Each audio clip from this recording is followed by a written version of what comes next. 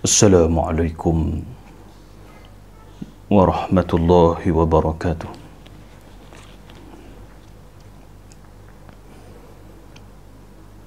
A'udzu billahi minasy syaithanir rajim.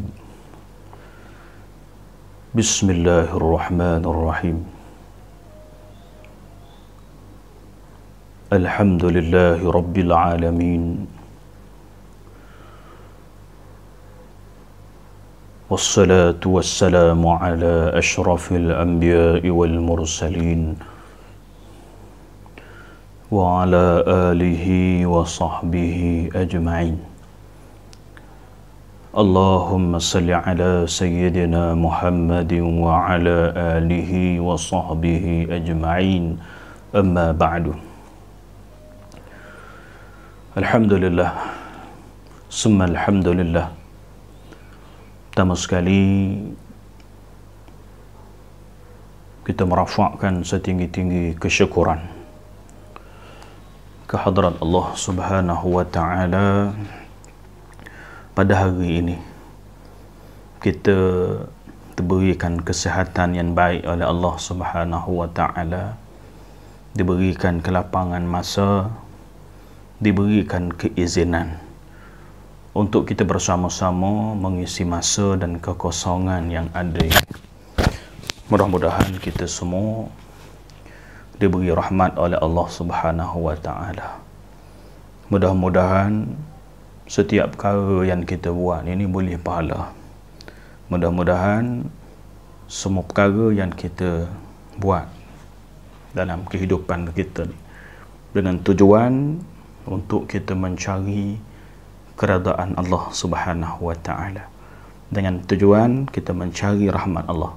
Mudah-mudahan kita akan mendapat kejayaan di dunia dan juga di akhirat kelak.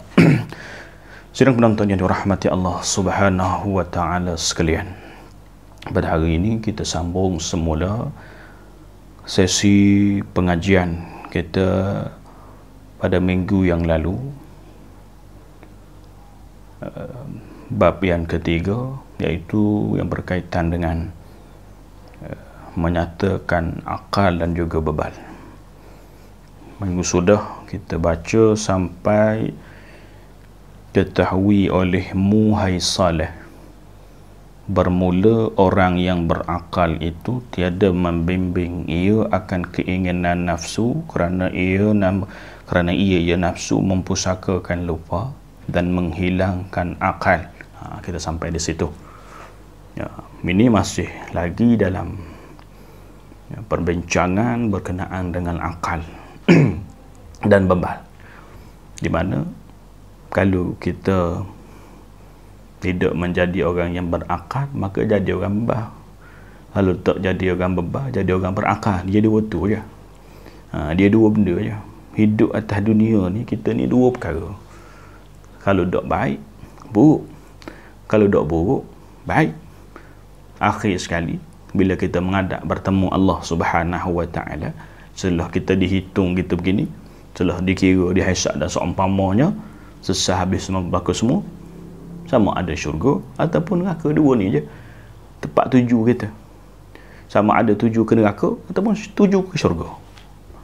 Mudah-mudahan kita ditujukan ke syurga lah, mudah-mudahan. Tapi nak cerita dua benda. Begitulah juga dalam konteks akal dan bebal. Kalau kita jadi orang berakal, insya-Allah kita tak jadi orang bebal. Kalau jadi orang bebal, tak jadilah orang berakal. Dia salah satu. Dua-dua tak boleh duduk sekali.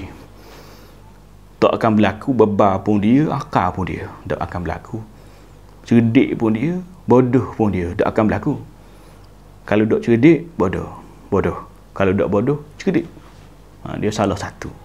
Jadi berkenaan dengan orang yang berakal ni, wahai orang yang soleh, orang yang beriman, orang yang baik-baik, orang yang berakal ni, minggu lepas kita sebut, tidak akan dorong dia, tidak akan bimbing dia kepada turut hawa nafsu. Kerana orang yang turut hawa nafsu ni, tentu dah dia ni tak akan ikut akal. Sementara lagilah kalau iman lagilah tak ikut. Kalau orang yang ikut nafsu ni, orang yang ikut nafsu, dia tak akan ikut akal dan dia tidak akan ikut iman. Maka inilah perkara yang kita takut, tuan-tuan. Maka lanjutan daripada yang minggu lepas, kita baca sikit. Qala muallif rahimahullahu ta'ala, ketahui olehmu hai Saleh, bermula orang yang berakal itu tiada membimbing ia akan keinginan nafsu kerana ia mempusakakan lupa dan menghilangkan akal. Sampai situ. Dilanjut lagi. Dan tiada bimbing ia dengan menghimpunkan harta, kerana bahawasanya harta itu mempusakakan haram dan bertambah-tambah seksa. Sampai situ. Baik, yang kedua, orang yang berakal dia tak ikut nafsu. Satu, memang lepas kita sebut dah.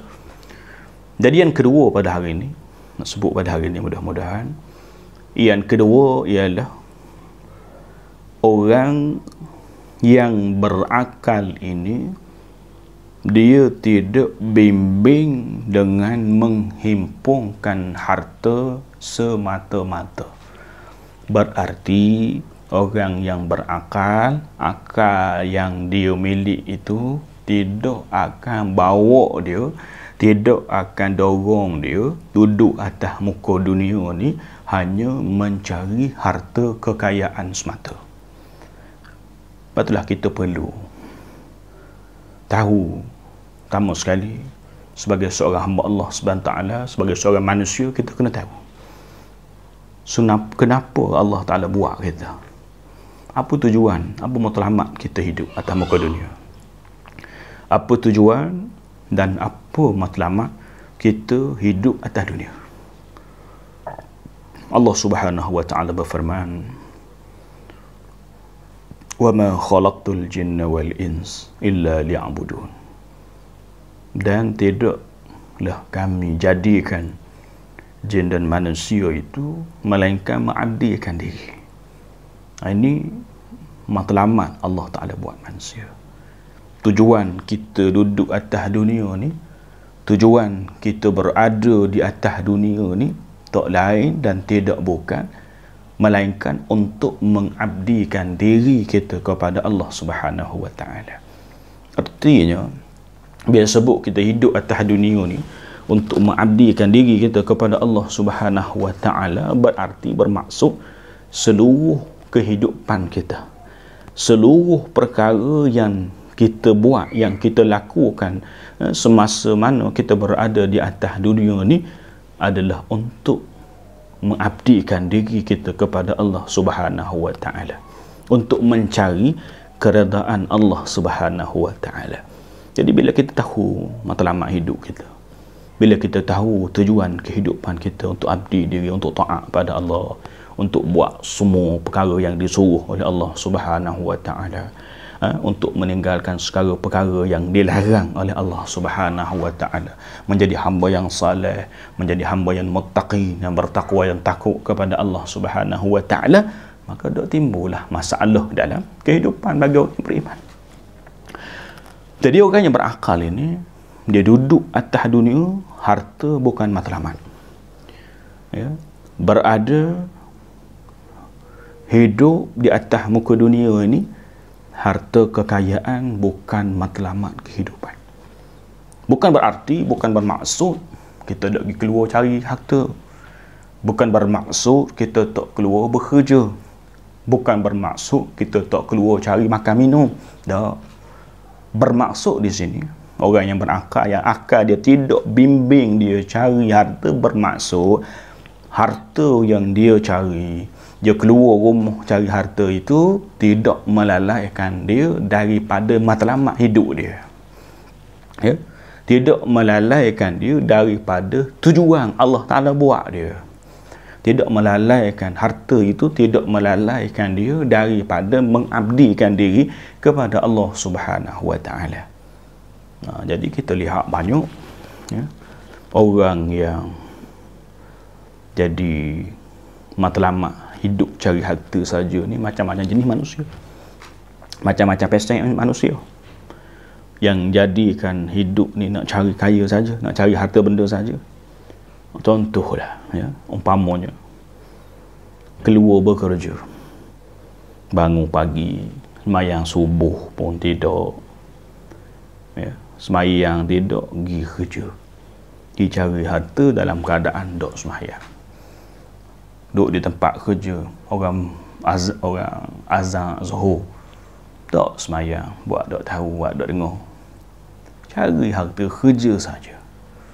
Balik asar pun serupa juga, dok sembahyang juga.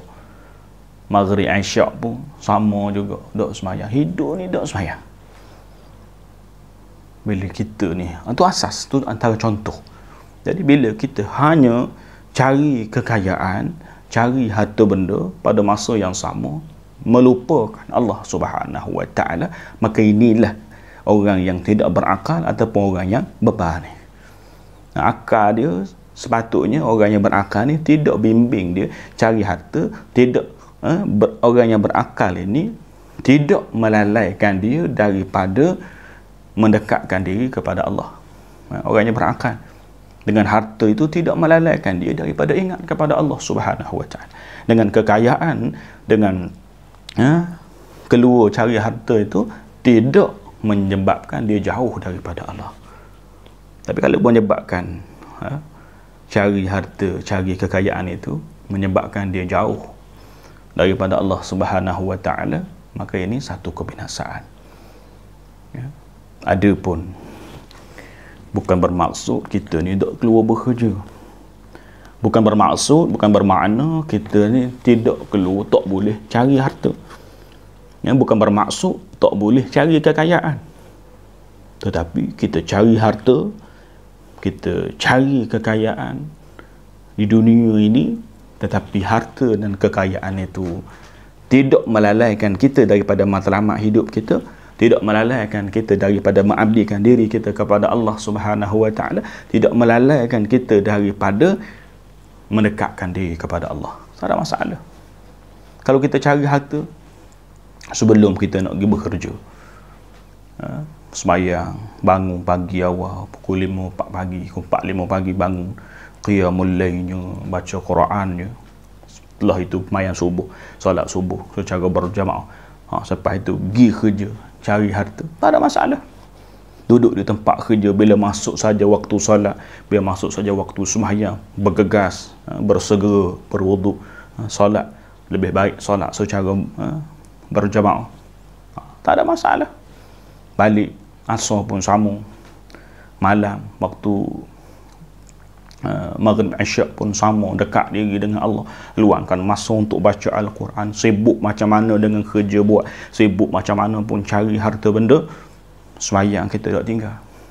Baik apa jua kerja kita, kerja pejabat ke, kerja peladang ke, kerja petani ke, kerja peternak ke, bela itik ke dan seumpamanya, tidak lupa kepada Allah Subhanahu Wa Taala.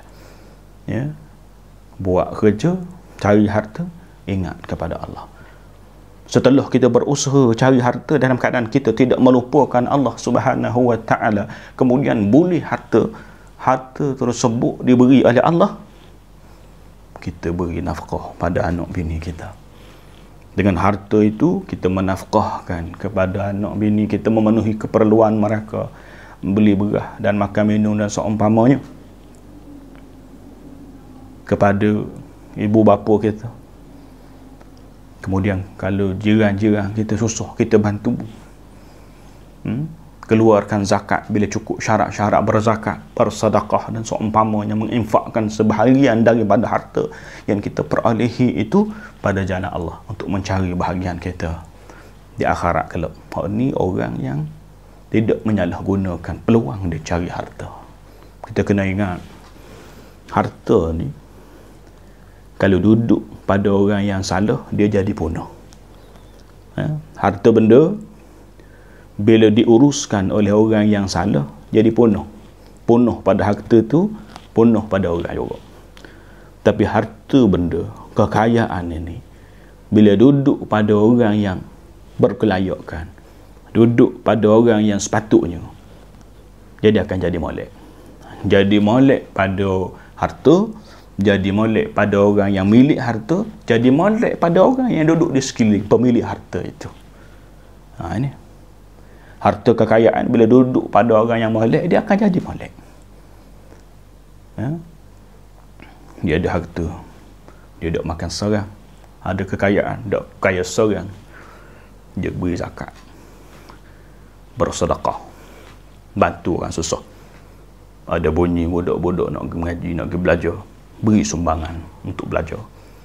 Ada dengar orang susah, pergi beri bantuan.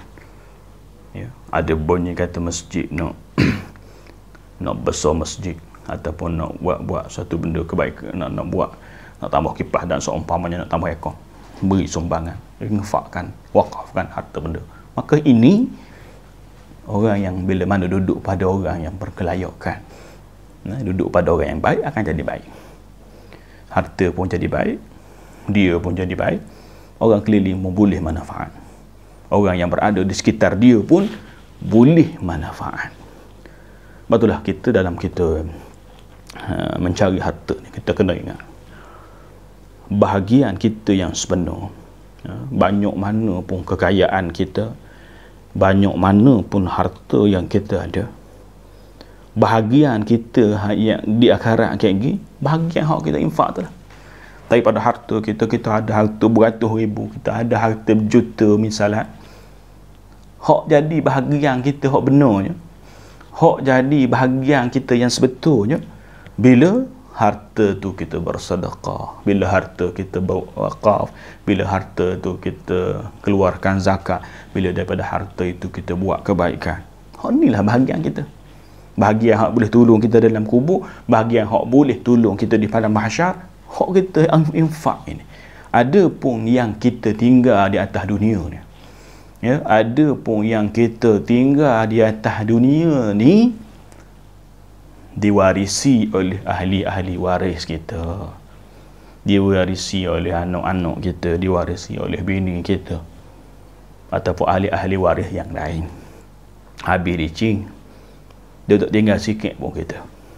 Mati saja kita ni, mati saja pemilik harta tersebut, harta yang dia tinggal di atas dunia ni, 1 sen pun tak akan ditinggalkan kepada si mati itu. Ada tanah dia bagi habis, ada pitih dia bagi habis sama-sama dia, tak tinggal sikit pun pada si mati. Memang tak akan tinggal dah, sebab mati dah. Jadi hak bahagian kita hak mana? Bahagian kita yang sebenarnya hak mana? Bahagian hak kita yang kita wakaf, hak tu hak boleh kita semula. Hak kita bersedekah, hak tu hak boleh kita semula. Hak kita berzakat, hak tu hak boleh kita semula. Hak kita infak, hak tu lah hak boleh kita semula. Bila kita duduk dalam kubur kayak gini, baru kita nampak hak kita sedekah. Hak kita tinggal habis licin dah, hak kita bersedekah tadi, hak kita berwakaf tadi, hak kita berzakat tadi. Betul juga kita bila mana kita bertemu dengan Allah Subhanahu Wa Taala, hak inilah bahagian kita. Sebab itulah kita ni dalam kita cari harta kena cerdik juga. Orang yang berakal ni dia kena cerdik juga.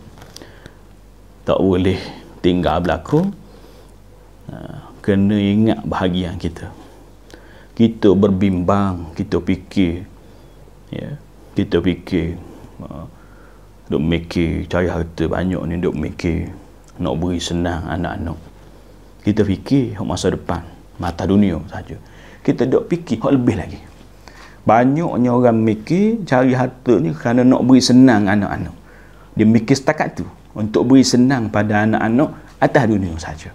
Dia tak mikir nak senang dia dalam kubur, tak mikir nak senang dia ketika mana dia berada di padang mahsyar, ketika mana bertemu dan menghadap Allah Subhanahu Wa Taala. Bukan kata tak boleh nak tinggal harta benar anak-anak, boleh kita cari harta tinggalkan anak-anak, di samping kita tinggal kepada anak-anak. Jangan kita lupa hak sedekah, hak wakaf, hak zakat, hak sumbangan-sumbangan infak dan seumpamanya. Hak ni kita jangan kita lupa, kerana inilah bahagian kita yang sebenar yang akan kita miliki, yang kita akan dapat kembali ketika mana kita bertemu dengan dan menghadap Allah Subhanahu Wa Taala kelak. Jadi orang yang berakal ini dia tidak akan bimbing diri dia untuk kumpul harta saja. Sebab apa? Kerana bahawasanya harta itu mempusakakan haram, dan bertambah-tambah seksa. Kenapa? Kerana sebab apa dia larang sangat? Sebab apa dah disebut larang orang yang berakal ni dia tak cari harta? Sebab apa? Sebab harta ni dia akan bawa kita kepada benda-benda yang haram.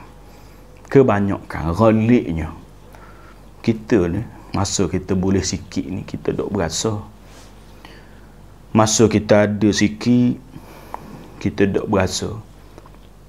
Yang kita bimbang bila sampai satu peringkat kita jadi hubbud dunia, cinta kepada dunia, kasih kepada kekayaan, kasih kepada harta benda, kasih kepada kemegahan, kasih kepada macam-macam hal-hal dunia ni. Kita bimbang dia bawa kepada yang haram. Kerana harta ni kita tak pernah cukup. Harta benda, kekayaan, kita tak akan pernah tak akan penuh rasa puas dengan kekayaan. Tak akan penuh rasa puas ataupun tak penuh rasa cukup daripada kekayaan yang dia miliki. Orang yang daripada harta yang dia miliki. Tanyalah orang-orang kaya, tanyalah siapa-siapa dia pun, kita sendiri pun, tanyalah. Kalau ada tanah 10 hektar, kalau tanya nak lagi. Ada tanah 20 hektar, nak 30 hektar. Ada 30 hektar, nak 40 hektar. Kalau ikut dapat dengan cara yang halal, boleh tahan kira. Ada pitih 100,000 nak 200,000. Ada 200,000 nak 300,000. Ada 300,000 nak 1 juta. Ada 1 juta nak 2 juta. Mula-mula usaha dengan cara yang halal. Mula-mula usaha dengan cara yang baik. Mula-mula usaha dengan cara yang comel. Tapi lambat nak boleh. Lambat nak boleh kaya. Hak tu jadi mula buat benda haram. Lepas tu mula terjebak kepada perkara syubhah. Seterusnya buat perkara-perkara yang haram. Buat betul payah nak kaya, akhirnya buat benda haram. Contohnya curi, ambil rasuah, beri rasuah. Dia nampak dah. Nampak dah. Bila boleh kesenangan, boleh kenikmatan dunia, lupa kepada haram halal. Tak mikir dah haram halal. Sebab itulah kita ni nak terima harta, nak cari harta boleh, tapi kena mikir juga haram halal. Jangan curi hak orang, jangan ambil harta benda orang, jangan rapah hak orang, jangan ambil hak orang, jangan terima rasuah, jangan ambil rasuah. Tapi bila mana akal ni duk, bila mana nafsu kuasai diri, bila mana diri ni tomok kepada harta kekayaan dunia, akhirnya kita bimbang, dok mikir dah. Dok kira dosa pahala, dok kira halal haram, baham berlaku. Kok ni yang kita takut, kok ni yang kita bimbang. Kok ni yang kita kata bawa kepada perkara yang haram. Bawa kepada perkara yang boleh memusnahkan diri. Bekerja dia kata lambat nak kaya, akhirnya ambil rasuah haram, dosa besar. Sama ada orang yang ambil rasuah ataupun orang yang beri rasuah, haram dah. Kemudian daripada hasil yang haram, daripada pendapatan yang haram, daripada harta yang haram, daripada kekayaan yang haram itu, bawa balik di rumah, jamu anak bini makan pula. Na'udzubillah. Makan daripada perkara yang haram, makan daripada sumber yang haram. Orang yang daging dia tumbuh daripada makanan yang haram, daripada sumber yang haram, dok masuk syurga. Neraka lah tempat dia.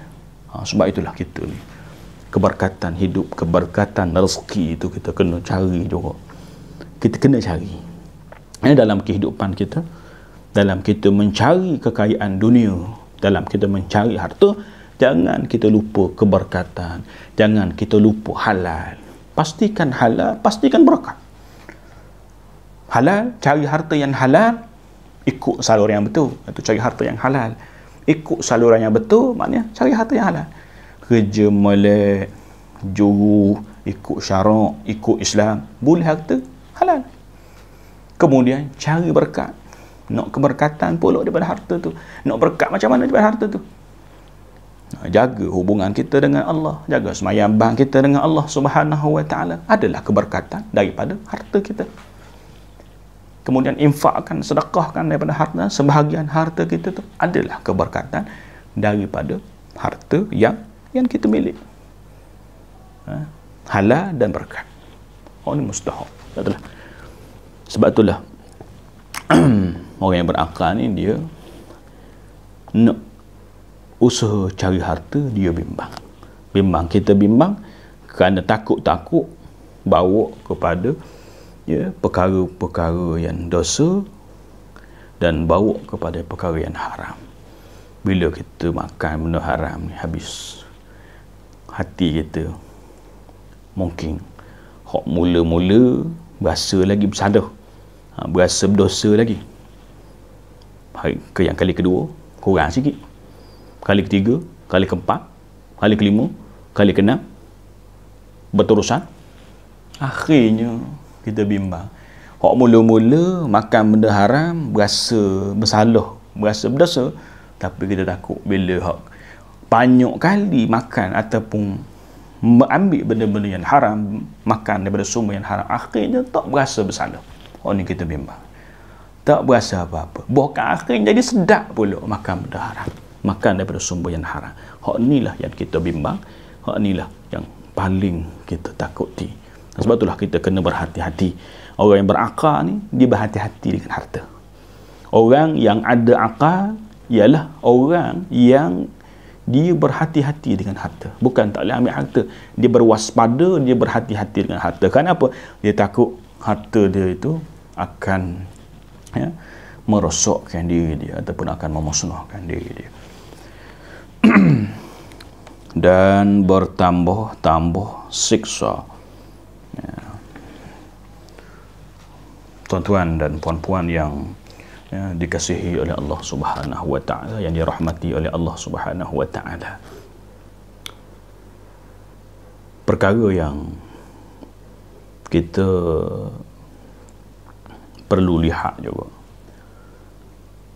dan menjadi keimanan kita orang yang beriman ini, menjadi kewajipan kita yakin, percaya dan beriman bahawa apa yang kita buat atas dunia ni akan dihisap oleh Allah, akan dihitung oleh Allah Subhanahu wa ta'ala di padang mahsyar kayak gini. Hak ni antara keyakinan kita, kepercayaan kita orang Islam. Apa yang kita buat termasuklah dari sudut harta benda yang kita milik. Baik disebut di sini akan menambahkan seksa. Nama seksa tu macam mana? Menambahkan kesulitan. Orang yang banyak harta ni, kok mana pun dia akan jadi payah. Walaupun harta dia tu halal, dia akan menyusahkan dia, dia akan menyulitkan dia. Kalau hak haram, kau berat. Contohlah ya, contoh saya beri umpama sepinggan nasi. Ya, kita makan nasi sepinggan. Dalam sepinggan nasi itu ada nasi, ada lauk, ada sayur.